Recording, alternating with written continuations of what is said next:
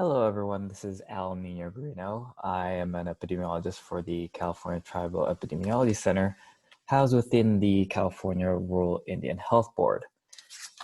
And today I'll be giving a pre-recorded webinar on epidemiological data collection. So first and foremost, when considering collecting your own data, whether that be primary or secondary data, you want to identify your goals. I'm a little biased towards surveys, so we'll be using surveys as an example of one of the methods for your own data collection, as surveys are the easiest way to collect large amounts of data in the shortest period of time. They pose fewer ethical dilemmas than do experimental field research designs. They tend to be inexpensive, easy, and quick to administer, and you can collect data about a large range of topics. So when identifying your goals, you want to take these into consideration, right? What can we use surveys for? What can we use the data that we end up collecting? What can that be used for? Now, this is solely up to your tribal health program, Indian health clinic. It really depends on what your goals and what you want to get out of the data that you end up collecting. This can be used for program evaluation, research, community health assessments, quality assurance and improvement, so on and so forth.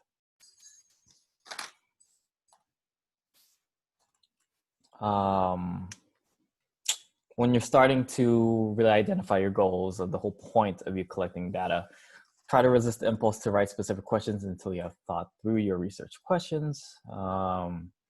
Write down your research questions.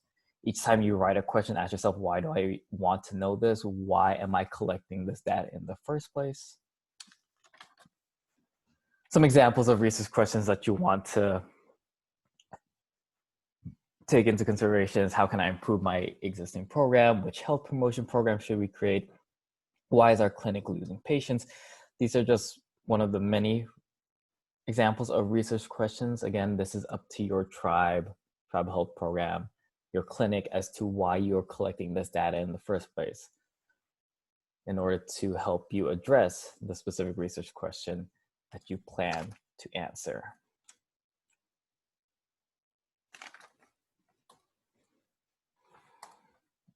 My apologies too. I will be shifting through multiple presentations, as there's many topics and many information that we have at our disposal that we want to really provide you during this webinar.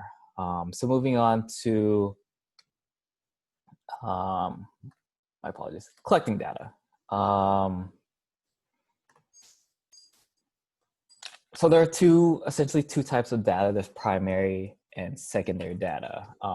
Primary data, so before we even talk about collecting data, let's go ahead and talk about data itself. Primary data is data that is collected specifically for your project. These can include surveys or interviews. This is where you're able to really gauge what you want to know. You're able to ask the questions that you want to ask in order to obtain the information that you want to obtain, that you want to collect. But this is a lot more time consuming. It may be a lot more expensive as well. And there's a sense of learning curves and specific things that you need to be trained upon in order to collect your own primary data, which is why we're here conducting a training on collecting data. Secondary data, on the other hand, is existing data that's collected for another purpose. So, for example, there are numerous databases online. We have the U.S. Census, the state births data set. This is information that has already been collected, and it is available and open to the public. This saves a lot of time, money, and resources, but they may or may not have the information that you specifically need. We will be going more in depth about making the differentiation between qualitative versus quantitative data. For now, quantitative data is data that can be counted. So we're dealing with more numbers here, as opposed to qualitative data, which is more stories, which is more words. literature, phrases, data that cannot be counted. And essentially, in a perfect world, we would like to use both to tell a more complete story in order to really flesh out and really answer that research question and really answer the purpose as to why you are collecting the data in the first place. Some primary data sources, again, primary data is the data that you end up collecting, can include the following: interviews, focus groups, surveys, observations, sign-in, and counts. And some examples of secondary data sources include, like I stated, the US Census, CDC Wonder, which we're about to go more in depth in a bit, the behavioral risk factor surveillance system, right, for health behaviors, risk factors, diseases, and electronic health records. Now, CDC Wonder is a really great resource. It's operated by the CDC, the Centers for Disease Control and Prevention. It is on their website. CDC Wonder stands for Wide-Ranging Online Data for Epidemiological Research. It is basically a query system that makes info from the CDC available to the public. This ranges from numerous types of diseases, disease indicators, various different types and topics and issues, public health related. There are many filters that you can apply in your search in order to really get the specific data that you need. You can apply age, demographics, female, gender, males, all that great stuff. And yeah, it could be found in the link provided below, wonder.cdc.gov. If you want to avoid having the need to conduct your own primary data collection and move on to secondary data collection, CDC Wonder is always a great resource for you. We'll be going over data ethics and preventing harm in a bit. Moving on to collecting relevant data. Let's go more in depth about actually collecting data.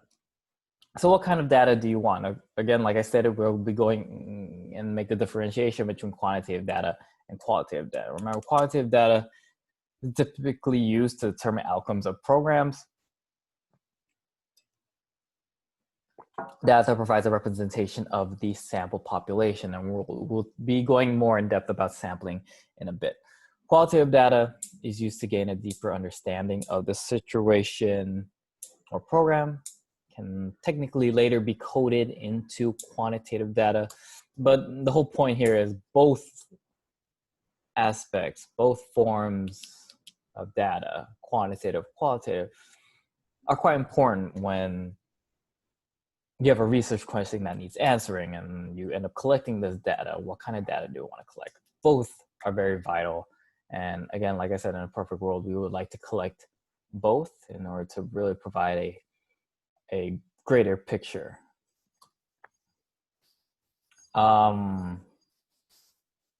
Collecting data. Again, these can be in the form of interviews, questionnaires, surveys, focus groups, case studies. So interviews, my apologies, interviews, questionnaires, surveys, focus groups, case studies, storytelling, oral history, and documents and records. Collecting your own data, again, is considered primary data collection, as we already stated. Okay, sampling, quite an important aspect in data collection. Sampling is the data that you end up collecting or that you have collected. Now, who's it referring to? What is this data referring to? What population are you collecting this data from? And different sampling techniques will only refer to certain groups. So a population, for example, can be all high schoolers in San Diego County. Or if you want to relate something to COVID-19, it's all community members or all tribal members who have taken a COVID-19 test, or all patients under your service population for your Indian health clinic that have come in for a COVID-19 test. Now, a sample is a subset of that population. so community members or tribal members over the age of 65 who have taken COVID-19 tests. As you can see, we can make a differentiation between a sample, which is a lot more specific, to the overall target population. Yeah. Example survey. So this is just a very basic, generic method, example here of a survey. Again, surveys are just one of many ways that you can collect data, but for all intents and purposes of this webinar, we'll be using one of the most commonly used, which is a survey. Now, a survey just consists of a series of questions. Could be paper, could be administered through paper, could be administered online. And again, the questions are tailored to exactly what you want to, what kind of data that you specifically want to collect. Here, it's just very basic, very generic. So how old are you? Biological sex, gender. Are you affiliated with a tribe, rancheria? How much, your weight, your height, and do you smoke cigarettes? Okay, something very basic. Eventually, we want to translate that survey into some sort of database where we're actually collecting and storing the data. More cases than none for many tribes, tribal health clinics, tribal health programs. Microsoft Excel is pretty much the go-to in terms of, okay, you have your data, how are you actually going to collect your data?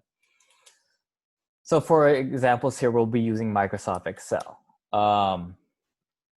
Remember, your questions are going to be the title of these columns. So for how old are you, that's your age column. What is your biological sex? That's going to be your sex column. Are you affiliated with a tribe or rancheria? That'll be your affiliation column, and so on and so forth. Each question is assigned to a specific column, a column title. And then your responses are going to be the rows that end up populating the rest of that spreadsheet. Some few notes on column titles, keep them very short. Do not drag them on. Do not put the entire question as the column title. Just assign some specific keyword that you know that can be matched up to that particular question that is associated with that question. So managing collected data, like we stated, data needs to be stored. So enter your data first, then you can go ahead and clean, manipulate, and then eventually run your data analysis, which can also be done in Microsoft Excel. There are various other forms and online services where you can actually collect your data, and data analysis can be done on that website. For example, SurveyMonkey, Qualtrics, all of those are great ways and resources that you can use in order to develop your survey, administer the survey, collect your data, and then end up analyzing your data. Let's say you are entering the data yourself. Remember to leave no empty cells in the table when entering data, right? Where you would like to avoid missing data. So let's go over this filled survey and let's see if we can spot any other mistakes like missing data or whatnot. Notice the age here, 688 as of right now. That is technically impossible. So as you can see, there was this typo. So be mindful when you're entering data to really double check and make sure that we're not having any errors in our data that could skew our results. For this, for example, are you affiliated with a tribe or rancheria? Study participants selected no, so under affiliation is obviously populates as no. But there's a secondary question to this. If yes, which tribe or rancheria? Again, they indicated no, but they do live on the Karuk reservation. Affiliation, in order to specify your affiliation, we would put, again, no affiliation. And then wait. So a participant decided not to answer the question. Therefore, non-applicable is a appropriate response, a appropriate way for you to enter that data. NA non-applicable, as opposed to just leaving it blank. And finally, some considerations for managing your data. Use folders. Group files within folders so information on a particular topic is located in one place. Name folders appropriately. Refer to any existing company, organizational, or tribal procedures that you may have already in place when managing and storing your data. Naming folders, remember to, if it's an electronic file, if it's an electronic folder, we would like to have no spaces in between just for security purposes. But most importantly, just be consistent. When developing a naming scheme or folder hierarchy, be consistent. Remember to take into consideration the structure, backup work if possible, that's quite important. And yeah.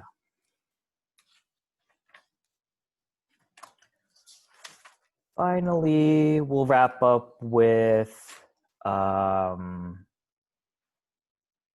nice overview of community harm, right?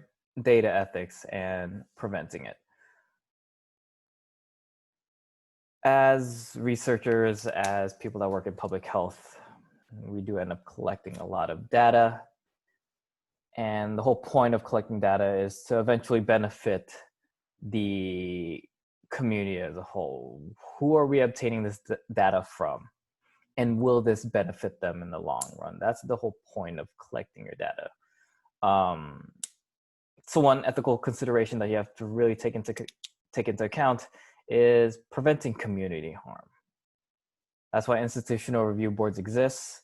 Your tribe, your program or clinic may already have its own institutional review board. CRIB, for example, has its own internal institutional review board. And the whole point of this IRB is to evaluate the data collection process or the project as a whole to ensure that no harm is going to be done to the community that will receive the results of this entire project, that there's no harm towards the study participants, right? When obtaining study participants, those who will actually be giving data to you, there has to be informed consent. They must be well informed of the project, the pros, the cons, what they're signing up for, and they must give their consent in order for you to obtain that data, and confidentiality in terms of the data that's being collected, and confidentiality of the study participants, that their identity is confidential. You take steps and procedures in order to ensure that. That's all I have for data collection, a very brief but straightforward approach. Any other questions can be forwarded to myself. Again, I'm Almir Guarino of the California Tribal Epidemiology Center. Stay healthy and stay safe. Thank you.